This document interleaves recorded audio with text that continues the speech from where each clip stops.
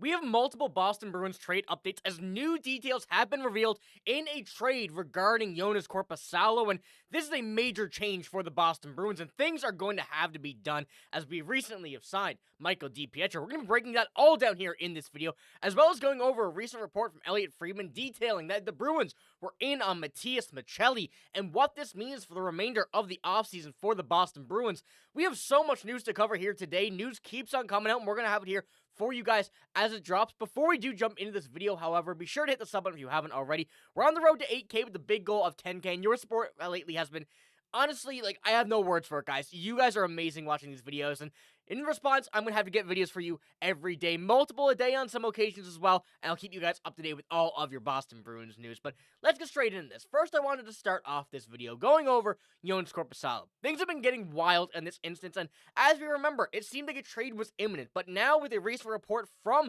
his player agent, things may be looking a bit different. Now, this is what his agent has to say. There is no truth to that. That was being asked when he was, if there was any trade reports going on, if he had asked for a trade. And Marcus Leto, who I believe that's the right name, I believe that's the correct pronunciation, I should say, is saying that there's no truth to Joonas Korpisalo wanting out of Boston. He says he loves it, but this causes a lot of issues for the Boston Bruins here now for a few reasons.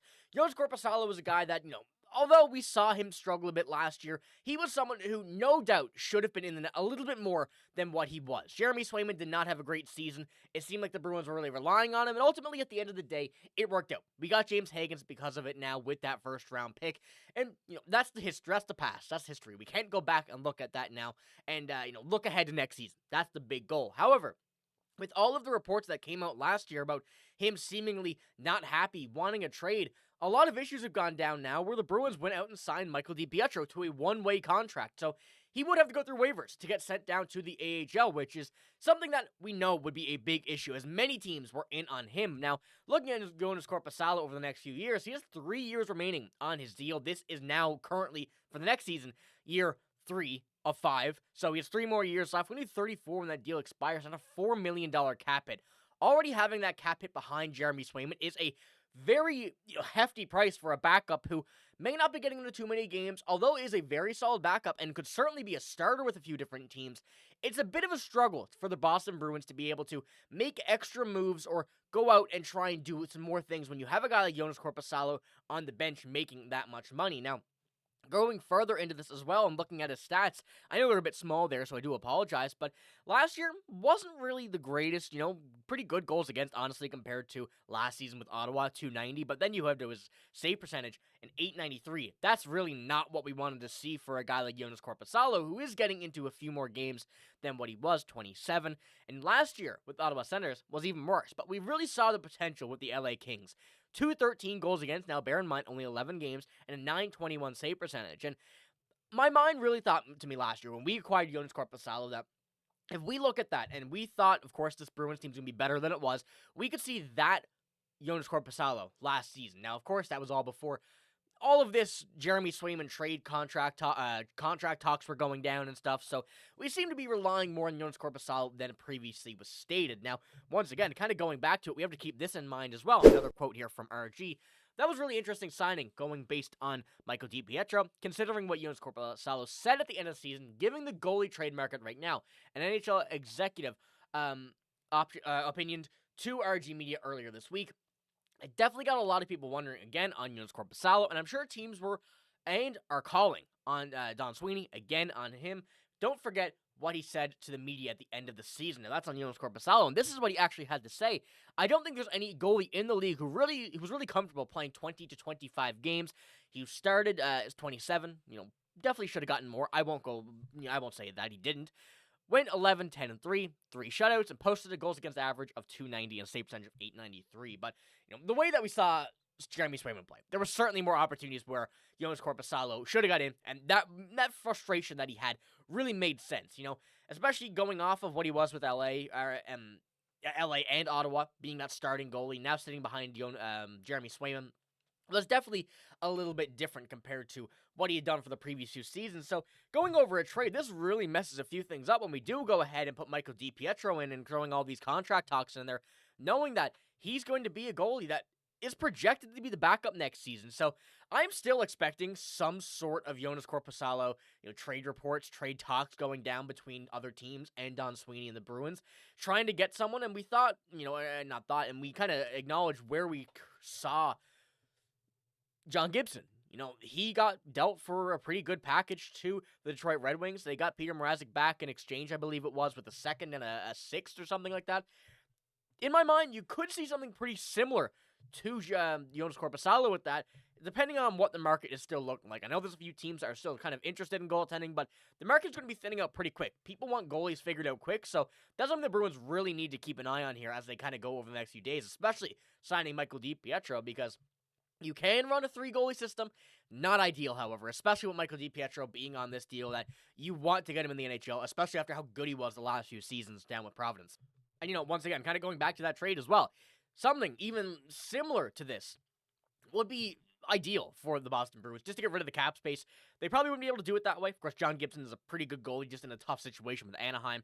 Second or fourth of Peter Mrazek, you can't really complain if you're the Anaheim Ducks here, so let's hope something like this does occur and something like this can kind of come to fruition for the Boston Bruins. But we do need to move on into a very interesting look here from the Boston Bruins standpoint, where they currently stood. And we know that they were trying to make a few extra moves here in the offseason. And we saw that the market was pretty interesting a couple weeks ago on the trade side of things. And it's going to be heating up once again, as another agent said. But Elliotte Friedman dropped a pretty big update here on the Boston Bruins, what their plan was, and may have actually kind of hinted at what the Bruins were trying to do ahead of the NHL draft, and this is what he had to say. I heard there were 3 or 4 teams that were in on Maccelli, Friedman said. I think Boston was one. I think Edmonton was one. Now, this is very interesting where the Bruins currently stood and currently stand, as we know that the top 6 right now is not where we want it to be. We're still missing that second-line winger, and Matias Maccelli would have certainly brought us to there. And, of course, Victor Arvidsson now in that slot.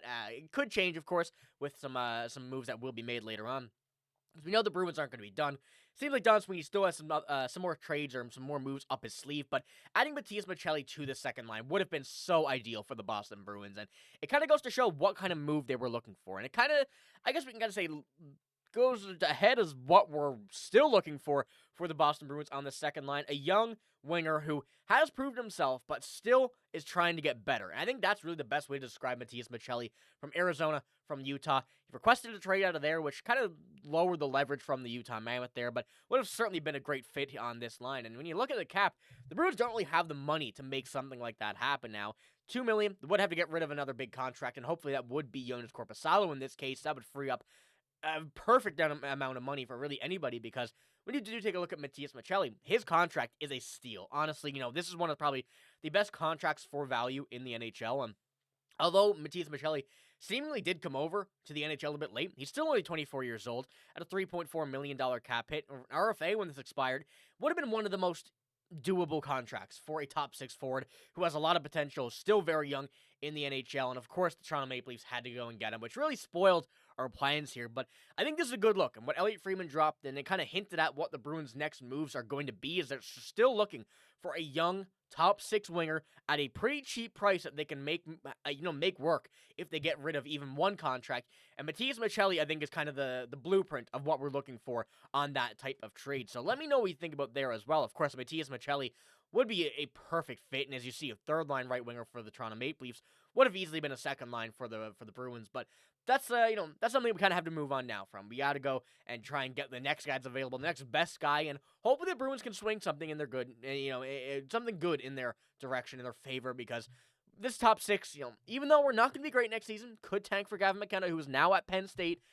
Could be a very interesting season for the Bruins, depending on what route they take. Still a lot of offseason left, still a lot of time for moves to be made, but we don't know yet what route the Bruins are going to take, if it's going to be a get-back season or if it's going to be sit-back season. So let me know what you think about these two kind of updates here. And I feel like the trade market is still going to be heating up, and as a few videos ago, I mentioned that an NHL agent has said that come next week, mid this week, next week, the NHL trade market is going to be back up again after a little hiatus after free agency. So we have to expect the Bruins are going to be in on that. That is all I have in this video. And remember, though, like I said at the beginning, we're going to have a lot of videos coming here for you. Probably another one today. The news is still slowly trickling out for the Boston Bruins before we get back into a heavy load of it. And I'm going to keep you updated with all of it here. So be sure to hit the sub button if you're looking for your Bruins news and you haven't already. But like I said, that's all I got. Thank you for watching. Hope you have a great day. See you later.